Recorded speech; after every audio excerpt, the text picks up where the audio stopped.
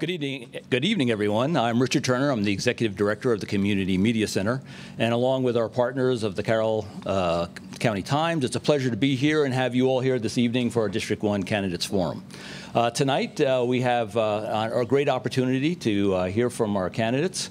And just a little bit about how we'll go tonight. You've got cards that were on your seat, so please feel free to use these cards to fill out your questions, because we want to make sure that you've got an opportunity to address the candidates. I'm going to appoint the individuals at the end of each row to be our row captains, so that you can pass down the cards after you've got your question, hold them up, and we'll come around and collect them and make sure we get them in. So with that, we'll go ahead and get started, and we'd like to introduce the Honorable Charles Harrison. He's the former Orphans Court judge and also formerly with the FBI. But his distinction for us is he's the president of the board of directors, chair of the board of directors for the Community Media Center. So, Charles.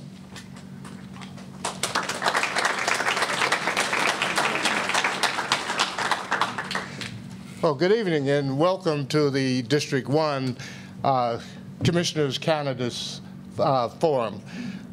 Tonight's event is being held at the Town Senior Center, and this program will be streamed live to the Carroll County Media Center website at carrollmediacenter.org. So you can go there and see the broadcast. That's where it's being streamed live to. The program will also be rebroadcast on cable channels 19 and 23. Beginning May 14th. The Community Media Center is again partnering with the Carroll County Times to bring you this public service information. The Community Media Center and the Carroll County Times encourage each and every one of you to learn more about the candidates, understand what their positions are, and actively participate in the electoral process here in Carroll County.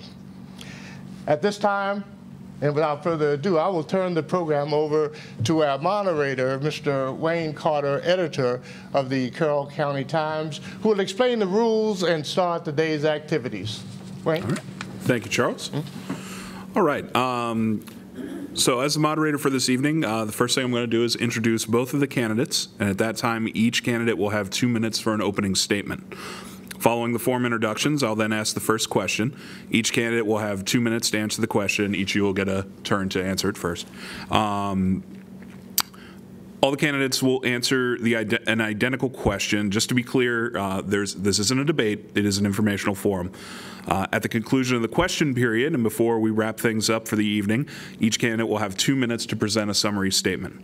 All the responses will be timed, and our timekeeper will give candidates a signal when 30 seconds remains. The timekeeper will ring a bell 2 to 3 seconds after the final stop signal is given, and at that point, the moderator may interrupt the candidate and discontinue the statement or answer at that time. So the questions we're going to be asking this evening are ones that have been selected from those that were submitted in advance to the Carroll County Times, the Community Media Center, as well as from tonight's live audience. And again, we'll continue to accept questions, so just fill it out on the card. Tonight's forum is being recorded, so again, we ask that everyone turn off their cell phones and attendees refrain from applause or making noise during the forum or doing anything visible or audible to express support or opposition to any candidate. And with that said, let us begin. And we will start with Ms. Katherine Adelaide, Republican. Good evening. First, I want to thank the Community Media Center for hosting this event and to Mr. Carter for moderating. Also want to thank you, Mr. Wantz, for participating, and my condolences for your recent loss. I'd like to shake your hand. Thank you. Thank you. Finally, I want to thank you, the citizens who came out tonight, and all the citizens of District 1. Yours is the only endorsement I need on June 26th. So who am I? First of all, I am a woman of faith. I'm a member of the Church of the Open Door in Westminster, Maryland. I am a strong conservative who believes that our rights come from God, not men, and that God created government to protect those rights and to provide only those services that individuals cannot provide for themselves, so that we can be free from tyranny. I am a mother, a grandmother, a daughter, and a sister, so family is very important to me. I grew up in Montgomery County, but attended McDaniel College for a semester back when it was Western Maryland College, and returned to live here in 2010. At heart, I am a country girl, and I love Carroll County and want to protect its rural character and culture, which make it a special place to live. Finally, I am a gal with guts. My 60 years of trials and experiences have forged me into a citizen activist, not afraid to stand up to government abuses of power, because I am supported by a firm foundation of faith and constitutional principles. So why am I running? First, to give voters a choice. Choice is always a good thing. Second, because I'm qualified. I have the education, including a law degree, and professional and political experience to be your next commissioner.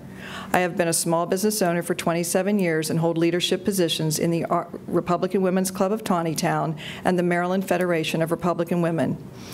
Finally, I want to restore integrity to the county government recently lost by the passage of an unethical ethics ordinance to stop urbanization and to address the drug epidemic. In short, I am running for commissioner to keep Carroll, Carroll. Thank you. All right, next is Mr. Steve Wantz, Republican. Good evening, everybody. For those of you that are sitting in the sun, try not to get the glare off my head. And I said that for a reason. There's a gentleman in the back that gave me that the other day. Most of you know who I am, but I'll give you a brief refresher, if you will.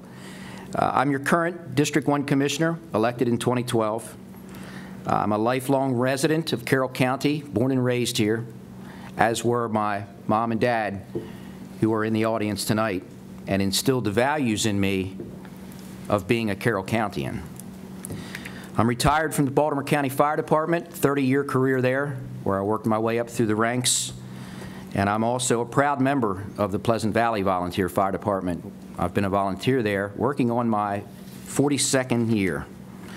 I'm married to my beautiful wife, Kathy, for 39 years. Without her, I wouldn't have been able to do anything that I have accomplished in life. So I've got to give a shout out to her. And by the way, it's National Nurses Week, so make sure you thank a nurse this week, and everybody thank my wife on the way out the door. Got 2 beautiful daughters. I've got 3 grandchildren. My oldest daughter is a teacher in the Carroll County Public School System. Guess what else this week is? It's Teacher Appreciation Week. So make sure you thank her as well. We have an incredible amount of people that work in our school system.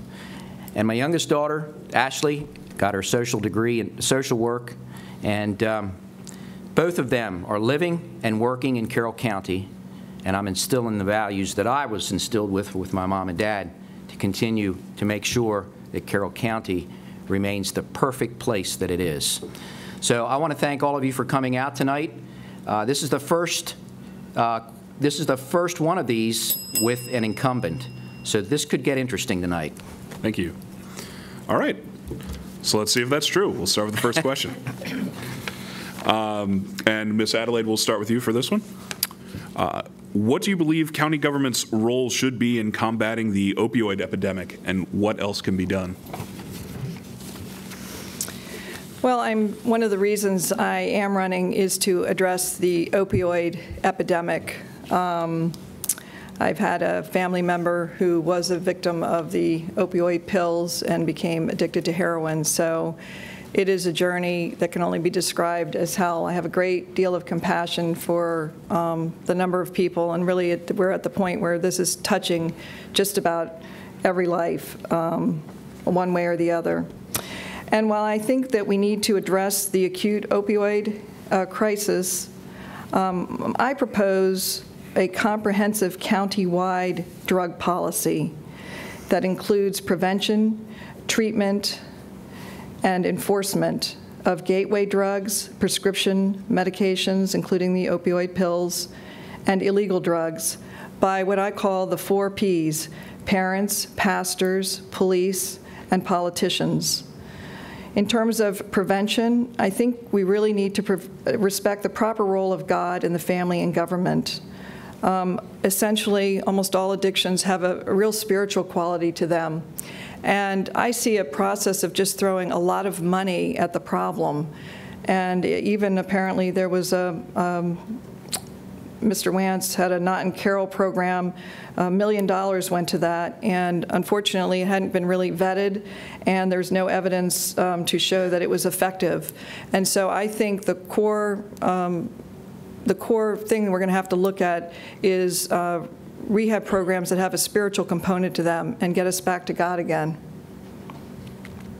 Okay, thank you. Mr. Wantz.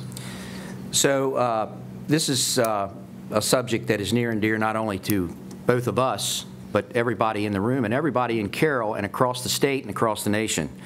I will tell you that as a member of the Board of Commissioners, I was honored to be appointed to Governor Hogan's Emergency Management Advisory Council. In that role, I've worked closely with Clay Stamp, who is in charge of the governor's combat against opioids. I've also had the opportunity to serve on many boards and commissions when it comes to this, and I will disagree with the Not in Carroll statement. We put money into Not in Carroll initiative 2 years ago, and that money went to some vital roles in this county, and I'll just give you a brief list of a couple of them. Number one, we have the best drug court system in the state of Maryland. We provided some funding for that.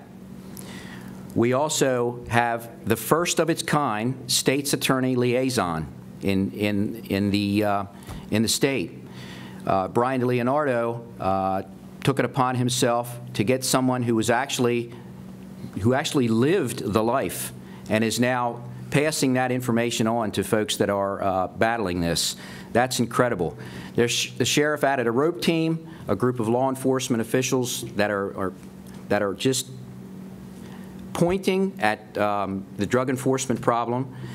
And the lieutenant governor was here, and he was so impressed with our program and what we have done in Carroll that he was part of a forum that we had here, and I was honored to be able to be the moderator for that forum, and he couldn't get over the success that Carroll County is seeing in this. Statistics won't tell you that.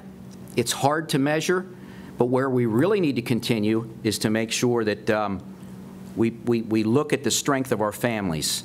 That's the vital part of this combat. Okay, thank you. All right, for the next question, we'll start with Mr. Wantz first. Is the ethics ordinance that was recently passed by the current Board of County Commissioners sufficient, or do you believe it needs to be amended? And if you do believe it needs to be amended, how so and why? So certainly that got a lot of headlines, and I will tell you, and I'll answer the question point blank, I think we've got a good ethics ordinance. Now, there are those that will tell you that it's not good because of some of the roles that some of us play, and I find that very interesting. I remind people of how we, as part of this, as how we pay education, the Board of Education and Carroll County Public Schools. We give them a lump sum, and all that money goes to wherever they see fit to put it. I was attacked for having a wife who works for the school system as a huge ethics violation. Well, I can tell you that both my daughter and my wife and many of the folks that work in the school system said that if I'm directly paying them, I suck. So we don't directly pay the salaries. Across this state, there are over 1,200 elected officials that are using the same ethics ordinance. I quite frankly don't understand why it was such a huge deal. And I'll use a quote that my grandfather told me. My grandfather was a businessman here in Tawnytown. And I'll never forget when he told me this. I was about 12 years old. And he said, "Boy, when people are yelling about something, they're the same people that are yelling because they have something to hide." And I have never forgotten that. I'll leave my answer at that. Okay, thank you. Ms. Adelaide. Well, the original ethics ordinance in Carroll County was the strongest ethics ordinance. And obviously, I have to completely disagree with my opponent. The state had a weaker version of that. And the new ethic ordinance is the weakest version of all. Basically, all except one of the current commissioners voted to fund pay increases which benefit their own families. Commissioner Wantz's wife works for the school system. Commissioner Frazier and his wife both work for the school system. Commissioner Weaver is a retired teacher, and Commissioner Howard worked at the college. Our ethics ordinance requires impartiality by elected officials, but these commissioners' personal connections bias their funding decisions. I am all for education, but not for unethical conflicts of interest involving educators and commissioners. I have no conflicts of interest and will base my decisions upon properly justified budget requests. If I am elected to commissioner, the first thing I will do is submit a strong ethics ordinance that reinstates what is recognized nationwide as behavior to be avoided by elected officials. Also, it was promised to pass this very quickly and that it would be fixed later on if there was something wrong with it. That's, as a person with a legal education, that's not really how you treat legislation when you're a legislator. If it's broken, if it's wrong from the beginning, you don't say we're going to pass it right before an election and then we'll fix it later. Usually that never happens. And I'm just going to read the old ethics law. The definition of a business entity included any entity, profit or nonprofit, organized for any purpose in any form. And the new one says the same thing, except that a business entity does not include a government entity. So basically, the new law made what was once a conflict of interest and illegal now legal. Well, just because you make something legal that's a conflict of interest doesn't make it not a conflict of interest. This is a huge hole in the ethics ordinance that you could sail a boat through. Thank you. Okay. For our next question, we'll start again with Ms. Adelaide. What is your vision or strategy for economic development in the county?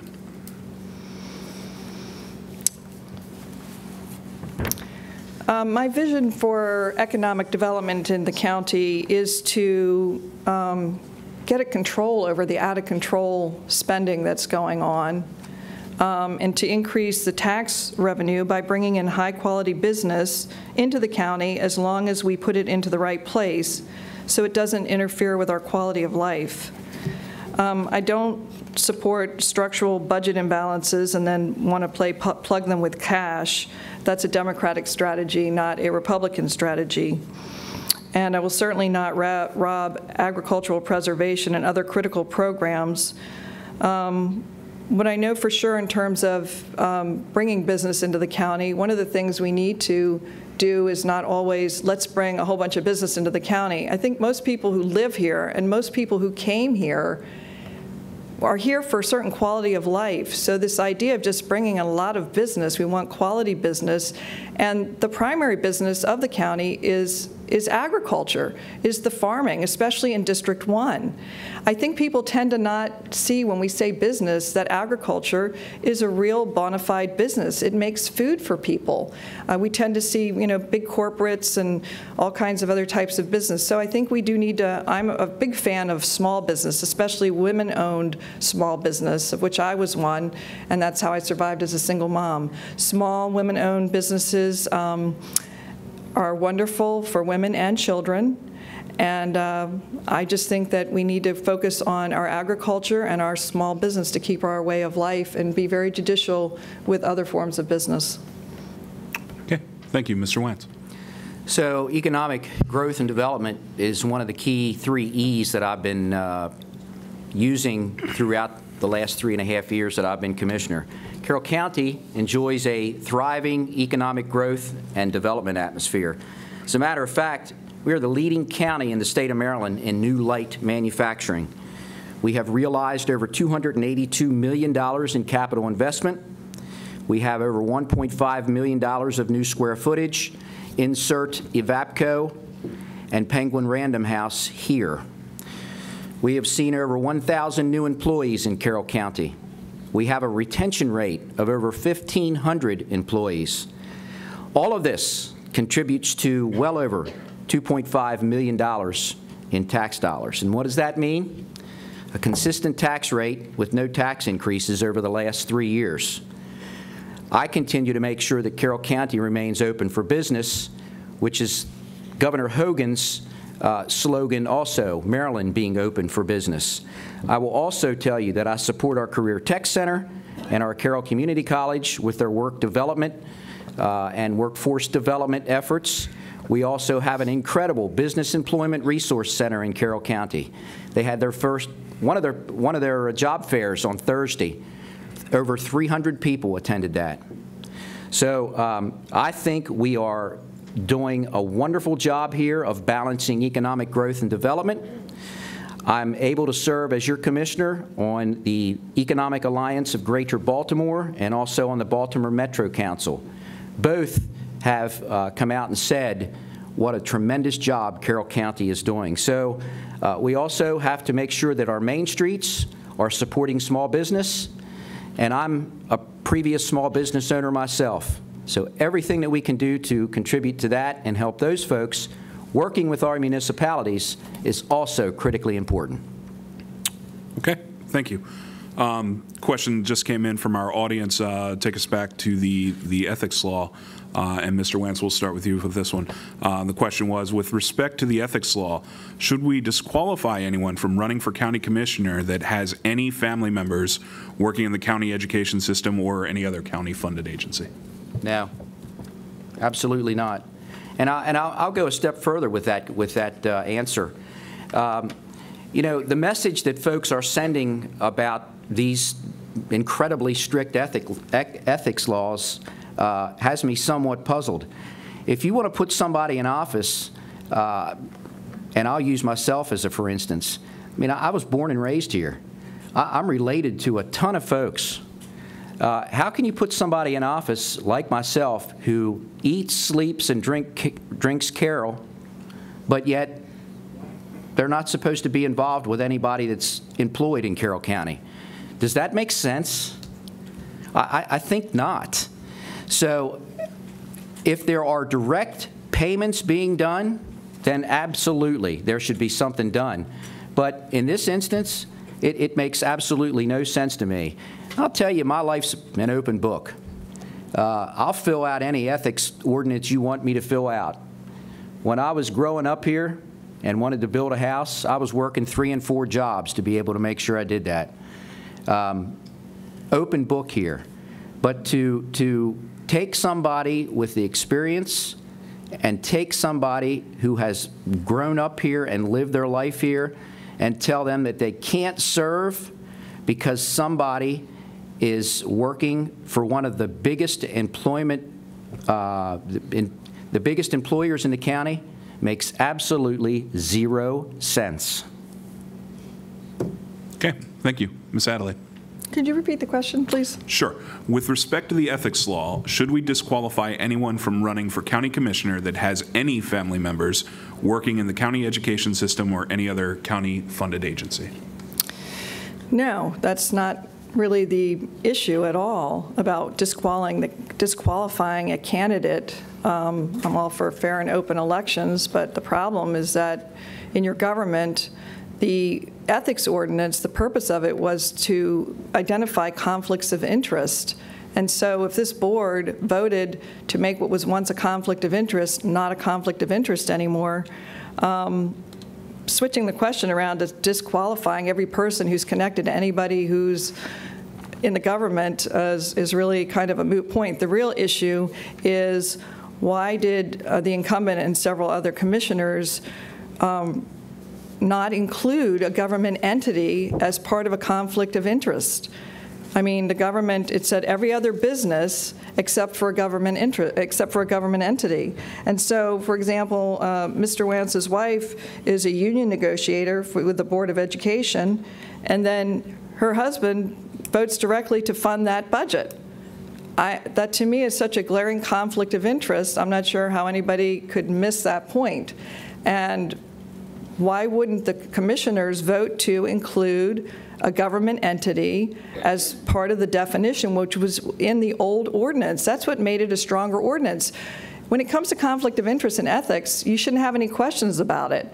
I mean, if there's a question about it, if there's a challenge about it, they said they would fix it, so I haven't seen any reparations to be made and a schedule I think they had a certain amount of time, but apparently nothing's really being done. But that's what would fix it, is to go back to the old one, which says, includes any entity, profit or nonprofit, organized for any purpose in any form. That's the definition of a business, and it should include all government entities. It should especially include government entities, because that's exactly where conflict of interest can occur, and these people, commissioners, are voting on the school budget. Okay, thank you. All right, another question from our audience just came in, and Ms. Adelaide, we'll start with you for this one. How would you feel about the county funding a year-round overnight homeless shelter?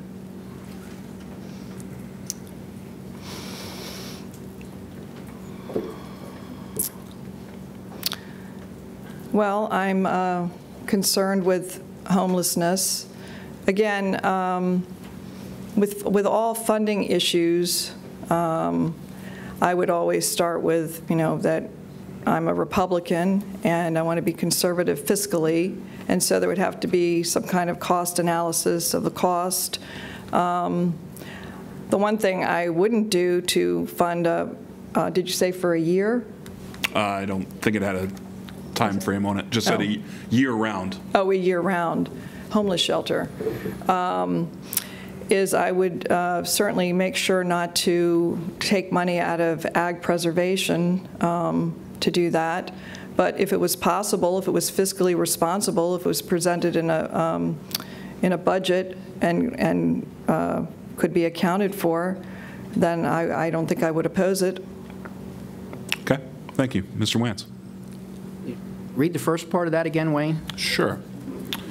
How would you feel about having a year-round overnight homeless shelter funded by the county? Funded by the county. Okay, so here's the deal on most of the homeless and and what's going on with it now.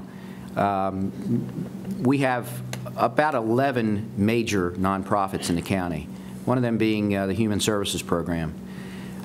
Interestingly enough, they'll take the funding that we give them, and usually it's a minimum amount, and they'll leverage that money and create millions of dollars with it. They do a great job of that. So could I support that? Absolutely, but I'd support it by either surgically putting in a little bit more money to one of our nonprofits so that they could run it, so that they can take that money and leverage it, because we're seeing a great deal of tremendous growth with our nonprofits. And it's not just HSP. The Access Carroll folks, the list goes on. The Youth Services Bureau, all of them, if they work together and they partner, we can put a little bit more money into that. Let them, again, leverage that to bring in more dollars and make sure that we provide for our homeless. On the back side of that, we got to make sure that we're also providing the right structure for these folks to be able to find suitable housing, and if they need some sort of mental help or mental health assistance, we got to make sure that we're providing for that also, and that can also be done by allowing our nonprofits to take the lead in that. Okay, thank you. All right, this topic has come up a couple of times, so might as well address it. What are your views on the agricultural preservation program? And well, we'll just go with that, and we'll start with Mr. Wantz. Just leave it at that, huh? Okay. So again, with my lifelong residence here, I started out baling hay. I baled hay. It was one of the worst jobs I think ever. Maybe except for the fact that my wife used to talk about cleaning out the horse stalls. That might be worse than baling hay.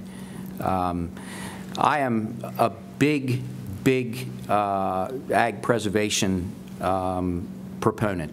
I think it keeps the heritage of Carroll, and it keeps us with checks and balances here. Now, I caught a little bit of a dig on that last answer, so let me address that, because I'm sure going to get that too. I was the guy this year, and I'll put it out there. This is part of my honest and open communication. We took $500,000 from AgPres in the year 2020, We took $500,000 in the year of 2021 and $250,000 in the year 2022 in order to balance the budget. I got tired of sitting there looking at the budget screen and 5 people not being able to see the numbers change. We put about $5 million into AgPres here in Carroll. The state used to put more money into it than we did. Guess what's happened? The state has dramatically decreased what is coming into AgPres. The state now only puts $500,000 for 19 into our AgPres program. That's unacceptable to me. And people let that go. That's fine. No one ever says anything about that.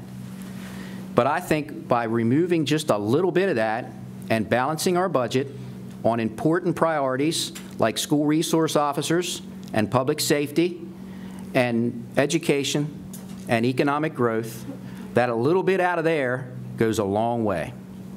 And I don't think we're harming AgPres at all. Okay, thank you. Ms. Adelaide.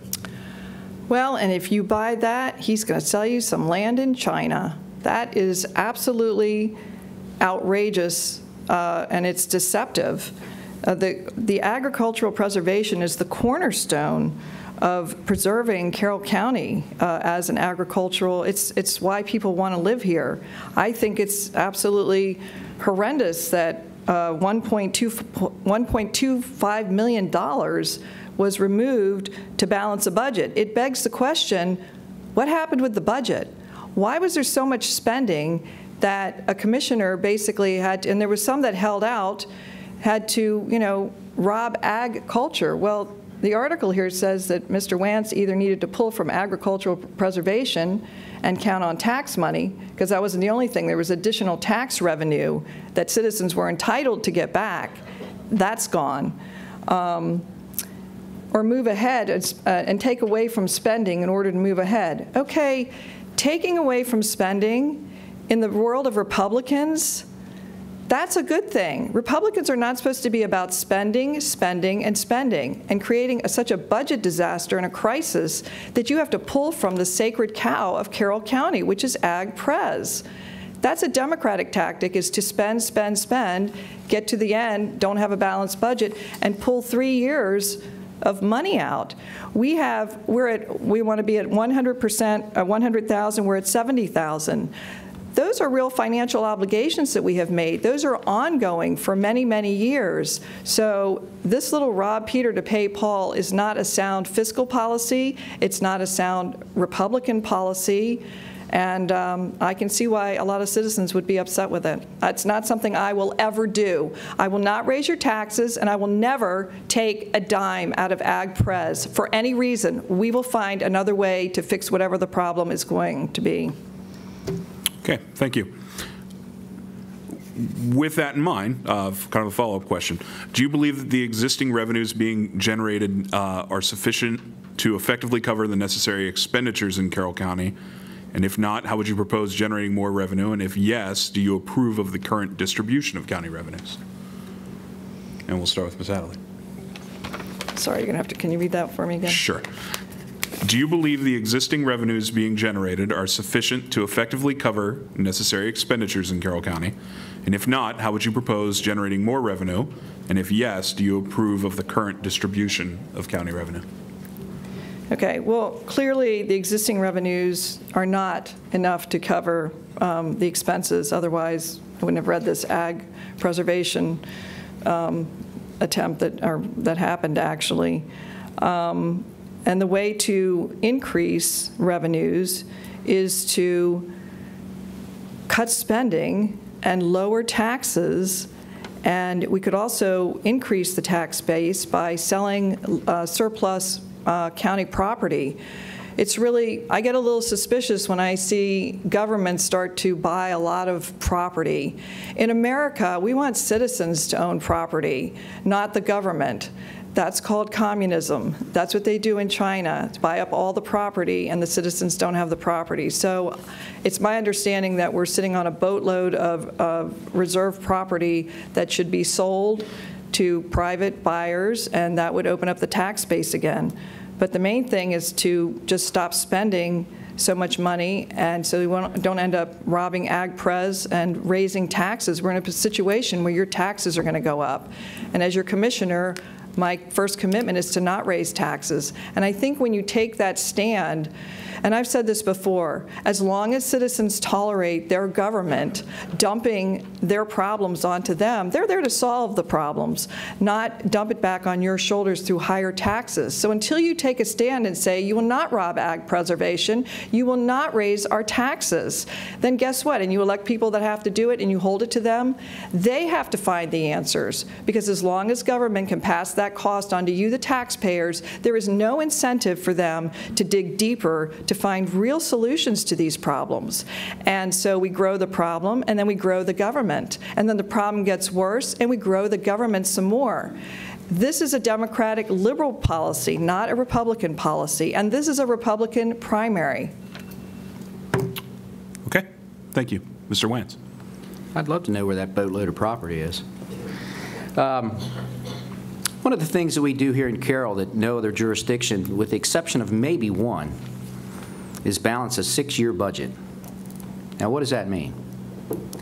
That means it becomes increasingly difficult as you go into the out years to make sure that you have the money that you're going to need in not only 19, but 20, 21, 22, 23, and 24. So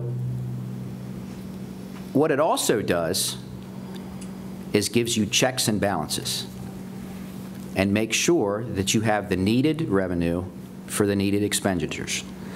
Now, one of the interesting parts about county government is the fact that about 80% of spending is mandated. Gives you about 20% to play with.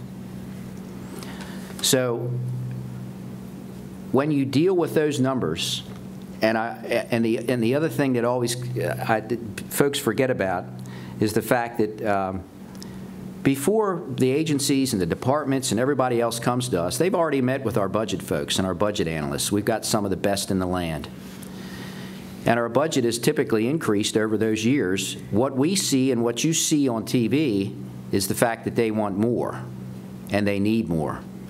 And one of those things that came into play when it comes to the revenues is the fact of let's be clear, the school resource officer program. That was something that was mandated for us, and we were unprepared financially to be able to do that. So when things like that come into play, you got to make sure that you have the money that you need and set the priorities for the needs. So economic growth, we're seeing a ton of it. We saw, we're going to see about $2.5 million in additional tax revenue as a result of it. That's where the money is, and that's where we need to use it from. Okay, thank you. Mr. Wantz, you just brought up the SROs, which will lead into our next question. Do you believe that putting SROs, school resource officers, in our schools is the best way to approach the security concerns in our schools? And if yes, why? And if no, what alternatives do you suggest? And see the way I set that up, Wayne? Came rolling right in there. Mm-hmm. Yes to that question for me. I think it's critically important. The safety of our kids, not only the safety of our kids, the safety of our staff, the safety of our school-based personnel, everyone involved in our schools needs to be protected to the nth degree, and not protected by some of the suggestions that I've heard, retired people who maybe came out of the military. When you put SROs in schools, you're doing a number of things. You're not just putting a person with a gun in the school. You're putting a person in the school that interacts with our kids, that interacts with our staff, that gets to know the families, gets to know the children, and takes that a step further and can mitigate any negativity that comes out by getting to know those folks. I think it's going to take critically trained people to be able to do that. People that are designated as SROs, student resource officers, and student resource officers only. I've seen it work in other jurisdictions. When I worked in Baltimore County, they've got a program where they have SROs in every school. I've seen those folks not only protect the schools, but guess what else they're doing? They're teaching classes. They're teaching kids on the best way in which to protect yourself and to provide the needed services. So I am a big proponent of student resource officers. It's going to be tough to put them in there financially, but I think it's the best method we've got. Okay, thank you. Ms. Adelaide. Well, safety, of course, is a huge factor. When it was a little further away down in Florida, but it's hit home in Maryland recently. And I also think domestic violence awareness should be on everybody's minds, as both of those and the Texas church shooting were all domestic violence related. So we need more awareness about that. In terms of definitely, the commissioners fund the school budget. So the Board of Education ultimately decides how that money is going to be used. But just personally, I'm all for a school resource officer in terms of apparently that school resource officer was very effective in the shooting in Maryland to quickly end the situation. As a commissioner, any properly funded, I will fund a properly defended school budget, and if that's part of it, but it has to be properly defended. And again, we're looking again at the budget. The Board of Education would actually do the allocation. I'm a little more comfortable with a school resource officer rather than unnecessarily forcing, especially most of our teachers are still women and aren't usually prepared to. They're trying to teach, not do self-defense with guns all the time. So would also, I'm not sure whether they're not using metal detectors. Those are pretty effective in protecting our government institutions and our legislators. But I would definitely, well, I would also use a zero-based budget instead of the incremental budget, which would really make sure that every program is fully justified, that we don't just keep saying, well, you got this money this year, and we just keep adding incrementally every single year. Because again, it's a Republican primary, and our focus has to be on fiscal responsibility in our government. Okay, thank you. So in the FY19 budget, the county added an additional $5.5 million over last year for Carroll County Public Schools. Do you believe that this number is appropriate, that Carroll County Public Schools are being funded at, or do you believe it's too low or too high? And Ms. Adelaide, we'll start with you for this one. I'm sorry, give me the number again. Sure. The county funded an additional $5.5 million over last year to Carroll County Public Schools. Do you believe this number is appropriate, too low, or too high? Well, my figures show that currently each student is allocated for FY 2018 $14,251, which is 52%. 52% of that comes from the county. And again, I will fund a properly defended school budget. I'm all for education, and I'm all for the teachers. I think both police and teachers are facing situations that they've never had to face before, really, in the history of the United States. They're facing the violence, the domestic violence, sexual assault, drug issues, behavior issues, attention deficit disorders. So I really have a great heart for what teachers are trying to accomplish. I myself am very educated, and I only worked as a professional tutor at the college level, and I had challenges with that. So I am very much all for the teachers, and it seems to me when I studied the numbers, you know, it was 13,500 in 2016, it went to 14,134, and so the increase is happening, and if it's a properly defended school budget, then I would support it. Okay, thank you. Mr. Wantz. So that is a correct figure. And the interesting part about hearing per pupil numbers, what doesn't come into play with that is that most education costs are variable. So they're ever changing. So when it comes to health care, transportation, utilities, et cetera, it's an ever-changing budget. So it's tough to put per pupil cost to school systems. I will tell you that Carroll County is one of the top-rated school systems in the state, if not the top-rated system. We've got the lowest dropout rate. We've got the highest graduation rate. Over the last 4 budgets, including this one, we have seen increased funding to education of the likes that you've never seen before. But along with that, and I've been open and honest about this as well, comes the fact that when we hear what their needs are, we must trust them, but we must verify it. You see, for me, there are times that some of these needs make me question the amount of money that's going to education, because I don't think necessarily that it's going to the right place. And I'll tell you why. And I'll probably be listed as corrupt for this, so hang on, because I already have been.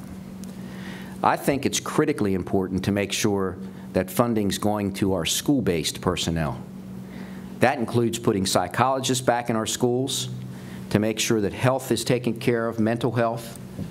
It includes increasing our teacher salaries, includes putting assistants one-on-one if needed, includes making sure the folks that clean the floors when our kids are vomiting on the floors get what they need, our cafeteria workers, the list goes on and on and on.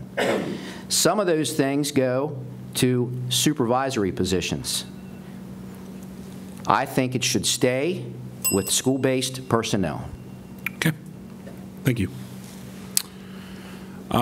Another budget question. This one came in from the audience. Cutting spending has been proposed several times. If that were the case, what would you cut and why? And we'll start with Commissioner Wantz. What would I cut and why? So I've spent the last 2 months staring at our budget. I've stared at the screens. I've stared at the numbers. I've spent the last 3 years making sure that the wants and the needs are in our budget, and we've done it every year without raising taxes. I am very, very confident that in the coming year, we're going to see an increase in income when it comes to our income tax, our biggest revenue source, which is property tax, because assessments are up.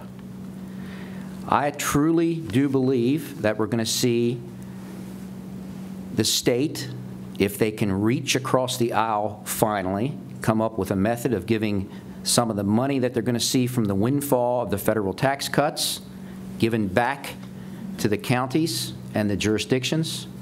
We're already seeing a little bit of that. So I'm hopeful that we're going to see and be able to realize some of this increase in funding. As a result of that, the answer to that question is, I wouldn't cut a thing. Okay. Ms. Adelaide. And that I wouldn't cut a thing is exactly what landed us into the overspending state, which necessitated, theoretically, the robbing of the Ag Pres fund. So what I would cut is the fat off of every single program. There's always fat in the government spending, always, because they spend so much time padding it up. And that's why the way I would do it is through a zero-based budget, which would make most government people squirm a little bit. But remember, the government works for you. They're collecting your tax money. And so a zero-based budget, instead of this incremental system that is currently in place where, for example, even on the Not in Carroll program, it was Mr. Wantz voted to make it a permanent increase in spending. It's a very noble idea. Drugs are a horrible problem. But again, as Republicans and conservatives, we have to really start challenging this idea that just throwing money at every problem is going to solve the problem. If that were true, we wouldn't have any more problems, because we live in a country and a state where we have been able to throw quite a bit of money, millions and millions of dollars, at all these problems. And what I see happening is we have a problem, and let's throw some money at it. And so we grow the government. And somehow the problem gets worse. And almost every one of these issues now are hitting a critical basis. And instead of everyone going, this is insane, we can't keep living like this, we're still going back and saying, it's a crisis, let's throw some more money at it. And, you know, money isn't always the problem, how they're spending it. And so a zero-based budget, instead of just, we had it this year and we're just going to keep adding to it, it would justify it and we would be able to really balance the budget that way. Thank you. Okay, thank you. One more budget question. This one got emailed into us prior to the forum. What do you consider to be the top priority for funding in Carroll County at this time? And again, Ms. Adelaide, we'll start with you.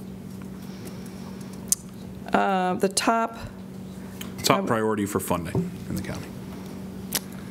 I would have to say agricultural preservation, but I also, I think that the government, we have to have, again, the essential services, our infrastructure, our public safety, including our emergency services and our sheriff's office, and of course education. But I'm running on a platform of let's keep Carroll, Carroll. And especially in District 1, which has so much acreage, I think that we have to keep agricultural preservation a priority. Okay. Mr. Wantz? Have you watched the news lately? Public safety is the answer to that question. Now, I will also say that it walks hand in hand with education. But public safety is the #1 priority and is the #1 thing that all elected officials and the most important thing that we do. I don't need 3 minutes. It's only 2. 2. Okay. We'll go a little more local with this one. Obviously, you, if elected commissioner, you represent the entire county, but you also serve your district, District 1. So, Mr. Wantz, we'll start with you on this one. What is the top issue facing District 1 that you believe you can address as county commissioner? The top issue in District 1. Man, I got a ton of them. I'll start with one of the most interesting issues that we have is internet. It's 2018, and I've got a ton of folks in District 1 that have no access to internet at all. Now, I often joke about the fact, I don't know how many people in here remember the show Petticoat Junction. They all used to go up the pole and use the phone. They at least had a phone. We got kids that can't do their homework. We've got folks that can't utilize the resources. They have to go to work to do it. So internet is huge in District 1. #2 is paved roads, unpaved roads. I've got 70% of the gravel roads in Carroll County. Now that's interesting because they create quite the challenge. There are extra added expenses to snow removal on gravel roads. We send crews out all the time to make sure we maintain them after heavy rains. But it's not as easy as what you think it is. I'll give you a quick example. I got 44 seconds. I had a gentleman call me on a gravel road, lives on a gravel road, and he said, hey, he talked to me about another issue, and he said, hey, by the way, I'm getting tired of washing my car. 2 days later, his wife calls me about another issue and says, don't you even think about paving this road. So in the same household, you can't get folks to agree on gravel roads. But internet and gravel roads in District 1 are huge. And certainly the fact it remains, you know, when you're setting priorities, our volunteer fire service, our schools, because we have a lot of rural areas out here. It takes a while for SROs to get from one school to the other because our feeder system's bigger out here. those are some of the issues. I could go on, but they're the ones that come to mind right off the top of my head. Okay. Ms. Adelaide. Again, because District 1 is so rural, and my platform is to keep Carroll. It's, I think a lot of us can see what's starting to happen down in South County. They're really starting to face that pressure of more of an Owings Mills type of situation where they're bringing in trying to bring in high-density housing, mass transportation. So I would, again, combine, I guess, ag preservation with land use and property rights, and making sure that the comprehensive rezoning that's occurring now is not going to be used to urbanize Carroll County. People came here for a reason, and it's some other agenda to bring high-density housing and mass transportation to urbanize Carroll County. The people who live here don't want that. They came here for a reason. And even when I mention how bad the drug situation is getting, you know, they say, well, we'll just keep moving. I mean, always the solution is to keep moving to a more rural area. And I grew up in Montgomery County, and it started out very much like Carroll County way back when, and it's not the same thing. And so we want to keep Carroll, and we need to watch how the government does these comprehensive rezonings, because, you know, make sure you got your notice, because suddenly you know your neighbor's property or yours could be rezoned in such a way that you never anticipated when you moved here. And so again, I think by protecting the agricultural heritage of our community is the best way to, and even also in terms of infrastructure that Mr. Wantz mentioned, if 90% of our revenue wasn't going to collective bargaining contracts, which benefit Mr. Wantz and his wife, but kind of rob the rest of government of the money we need for infrastructure, which is a legitimate government function. Okay, thank you. It's a shame this isn't a debate. Talk to Sherry, I don't make rules. Yeah, okay. All right, so this next one, since we've gotten a couple of questions now from the audience, just quite simply, where do you see the future of our 14 fire companies in Carroll County in the next 5 years? And Ms. Adelaide, we'll start with you on this one. Well, again, with the fire companies, that falls under emergency services, which is under public safety, which is a high priority and a legitimate government function. I mean, I really appreciate, as I got into my 50s and now 60s, I love to volunteer. I love to volunteer more than anything. It just really fills my soul. And so I have a great fondness for the volunteer system of firefighters.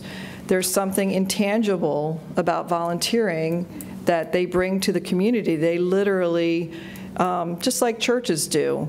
And the community is so important in terms of fighting opioid addiction and some of these other social problems. So basically, as a conservative and a Republican primary, my agenda would be to keep it volunteer as much as possible and offer incentives like tax breaks, tuition discounts, and awards to volunteers. I know, when I do a lot of the volunteer work I got a governor's award one year, and I was like, wasn't expecting it, but I was like, it was just nice.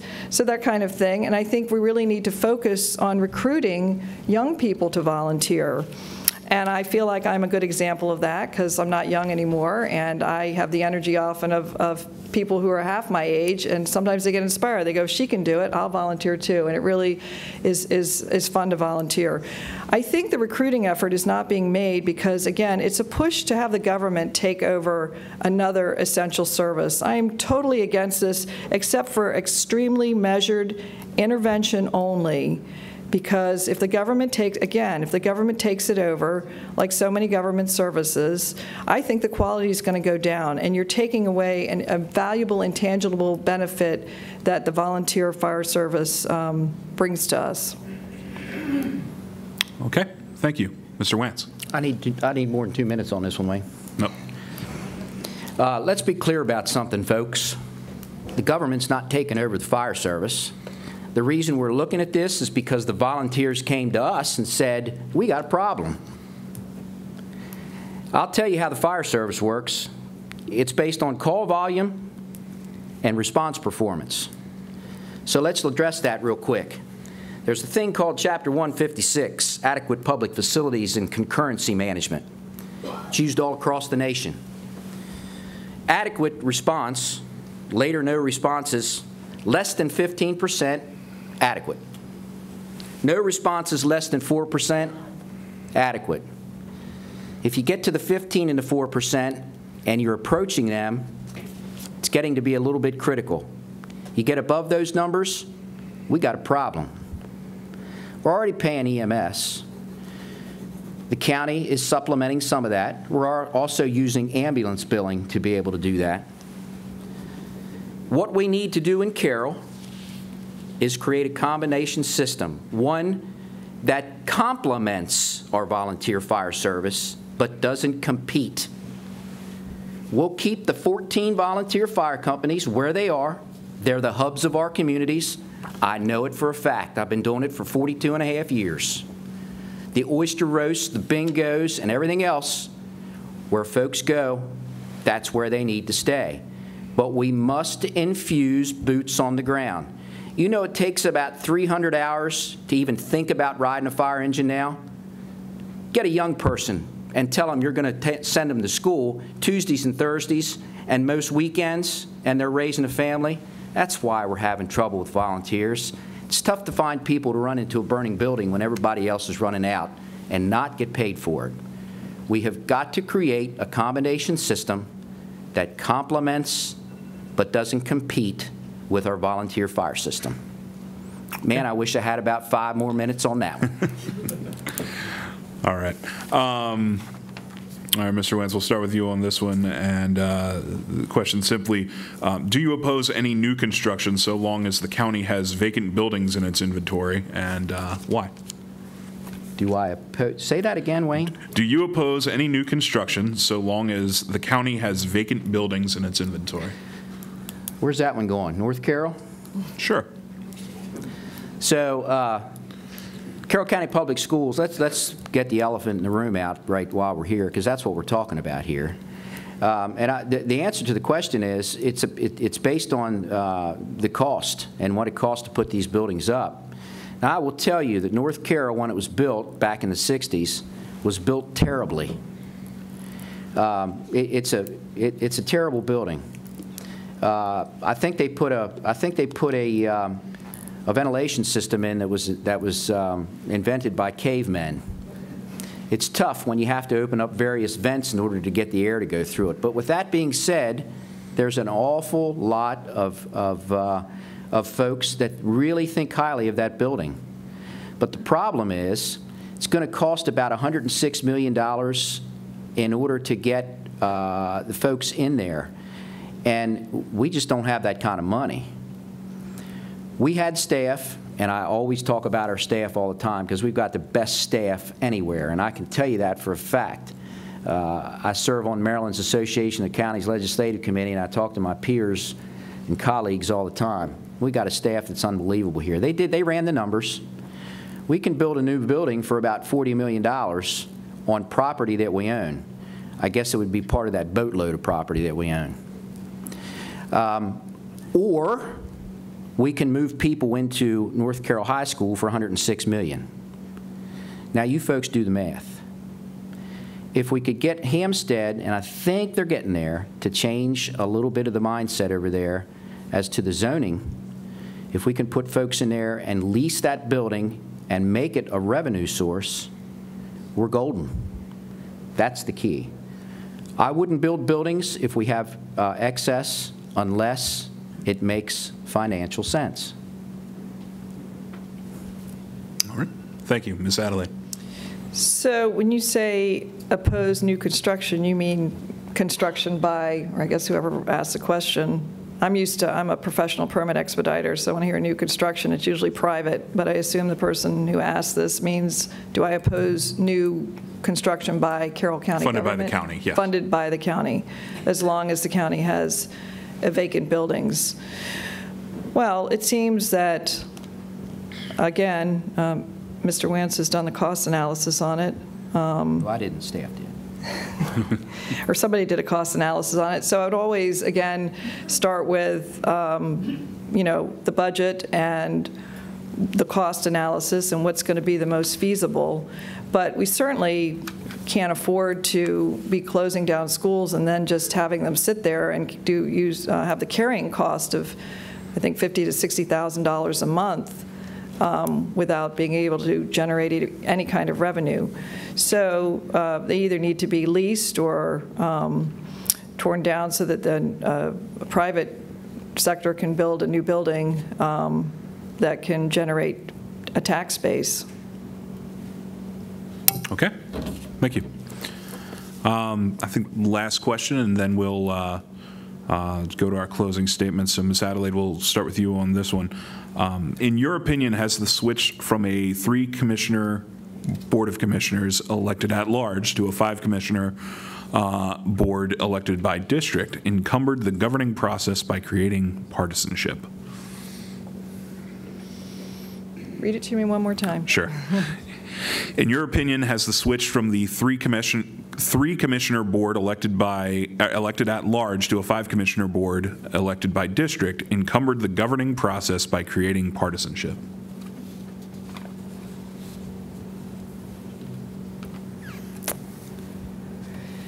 I was hoping for a charter amendment question. I mean, a charter government question. Regardless, I'm against charter government in Carroll County. Is that your answer? Let me think about it for a minute. I got a few minutes here. 3-commissioner at large. And the question was it creating partisanship? Yes.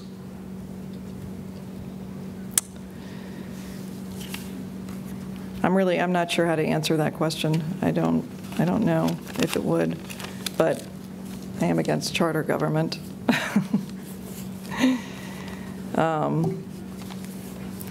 I have talked to several people who recommended that we go back to the 3-commissioner government at large. In general, I think smaller is better, but I guess I'm not really prepared to answer that. Okay. Mr. Wantz. Didn't get the answers on that one, huh? So here's the deal. Here's the deal on that. We're very immature with this 5-commissioner format. We're only in the second group of 5 commissioners. It needs to mature. I can tell you that folks are happy with it. And one of the things that I do is, you know, when I need to make a decision, I'll reach out to folks that put me in this job, because I think that's critically important. You all put me in here. I want to hear what you have to say. I will tell you that folks like the 5-commissioner format because it gives them a little bit more of a level of responsibility with the fact that they can reach out to their particular commissioner. And that means a lot to a lot of folks. At large, sometimes, you know, you can be represented. I mean, you could essentially have 3 people from Eldersburg representing Carroll County, which is tough. That's why I like the 5 format. I don't think when you're comparing it to creating partisanship, I don't think there's any comparison there. I do think it needs time to mature, however. I don't know that I wouldn't be opposed to the fact that maybe 1 at-large with 5 might not be such a bad idea, or maybe redo the districts. I've always been interested as to who did the districts and how big they are. That's amazing. If you want to get into talking about how districts and boundaries are drawn. But I think we need time for the 5, and I would certainly answer that I don't have a problem, and I don't think there was partisanship with the 3. I think this is a better method right now. Okay, thank you. All right, so we'll now go to our closing statements, and we'll actually go this way this time. We'll start with Mr. Wantz with his closing statement first, and then Ms. Adelaide. Okay. I thought we were supposed to go to 9, Wayne. What's going on? Y'all got somewhere to go or what? It's past my bedtime. So it's been a pleasure talking to all of you about some of these issues. There are a lot of issues, and we didn't get to some of them. And I do appreciate the fact that you got a choice when it comes to elections. You really do. That's the way the system was set up. And I've been telling folks, pay very, very, very close attention. I have always prided myself on doing this job, being open, being honest, communicating. There are times that I won't make a decision until I reach out to constituents to get their thinking on things, because again, that's the way we do things. That's the way you should represent. I am honored that I have been appointed to many boards and commissions as a result of being your District 1 Commissioner. The Governor has honored me with being put on for a second term on his Emergency Management Advisory Council. I'm honored to serve on the Board of Visitors at the Shock Trauma Center. I'm serving on the Economic Alliance of Greater Baltimore. I'm serving on the Baltimore Metro Council. But with all that being said, that's only about 20% of my time. The other 80% is working for you all. There is not another commissioner in this county that is not out and about more than me. I am everywhere. And not only in District 1, but across this fantastic county. I work for you. I ask you to allow me to continue to work for you. And in the words of a man who I have a ton of admiration for, Governor Hogan, who said just last week, I guess if you want to vote for somebody else and don't want to see progress, then go ahead. Okay, thank you. Ms. Adelaide. Ladies and gentlemen, this is not a difficult election. It is about respecting Carroll's rural culture, setting proper priorities that respect conservative values, and ethical versus unethical government.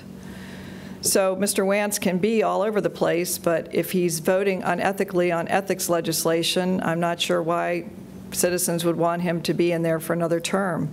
I care about your property rights and your Second Amendment rights. I care about fair compensation for our law enforcement officers and first responders. And most importantly, I will defend this county from unethical behavior by elected officials. Government continues to try to force high-density housing, which residents oppose, and which Mr. Wantz supports. When elected, I will stand with the residents and stop attempts to socially re-engineer our county with urban housing templates. My opponent voted for an ethics law much weaker than the law it replaced. It allows him to take taxpayer money and fund pay increases for his own family. This is a game changer that should forever disqualify him or any other alleged Republican from holding any office in this county. The incumbent continues to grow government and has put this county on a trajectory for tax increases if he gets a second term in office. If I am elected, I will not raise taxes, and I will stop expanding government as Mr. Wantz has done. The Republican with a small r way is still the best way. So if you want more government, more taxes, and a commissioner that funds salary increases for his own family, then vote for the incumbent. But if you want a conservative who will protect your property rights, hold the line on taxes, eradicate the Wantz loophole in the new ethics ordinance, and keep Carroll Carroll by never defunding agricultural preservation, then vote for Katherine Adelaide. Dr. Phil wants you to get excited about your life. I want you to get excited about your government and your participation in that government. Thank you. Okay.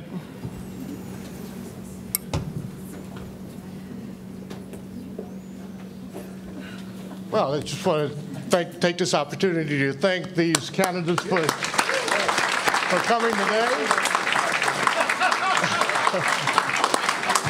Quite interesting. I also want to thank Mr. Wayne Carter with Carroll County Times. Thank you, Wayne. And to you all, the live audience that's here, and particularly for those thoughtful provoking questions that we receive from you all that's going to generate controversy, that's going to generate your opinion, that's going to keep you all involved in the electoral process. And a special thanks to the Town Senior Center for making this facility available to us. Coverage of tonight's forum will be rebroadcast on cable channel 19 and 23 starting Monday, May 14th. And it will also be available on demand at the Community Media Center website.